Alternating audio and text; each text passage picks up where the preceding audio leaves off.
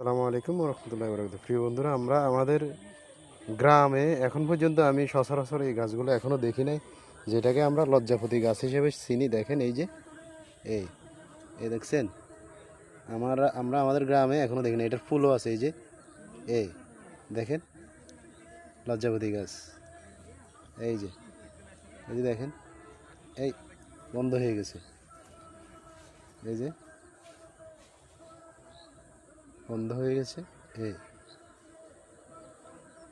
বন্ধ হয়ে গেছে। এই যে এই বন্ধ হয়ে গেছে। এই যে লজ্জাপতি গাছের ফুল মাঝে মধ্যে অনেক আগে দেখছি কিনা মনে নাই, কিন্তু তবে ফুল অবস্থায় দেখি নাই। এখন দেখতেছি এগুলো সবগুলোর মধ্যে ফুল আছে, দেখতে অনেক সুন্দর দেখাচ্ছে। এই যে লজ্জাপতি গাছ, বিশেষ করে আমাদের এলাকায় আমরা ঠিকমতো এগুলো কখনো দেখি না। এই যে বন্ধ, সাথে সাথে বন্ধ। এই যে হাত দিচ্ছি আমি, এই বন্ধ, এই বন্ধ বন্ধ বন্ধ। এই যে বন্ধ, দেখছেন, বন্ধ বন্ধ হয়ে যাচ্ছে। এই যে লজ্জাপতি, যেটা আসলে লজ্জাপতি।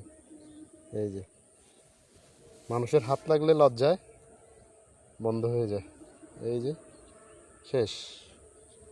আমি এখন এটার ভিতরে দিয়ে যদি হাঁটি, কিন্তু সকলগুলা এই যে অন্ধকার হয়ে যাবে। এই যে বন্ধ বন্ধ হয়ে গেছে সব, দেখছেন।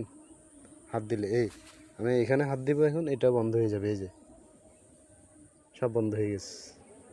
লজ্জাপতি গাছ, কি সুন্দর ফুল।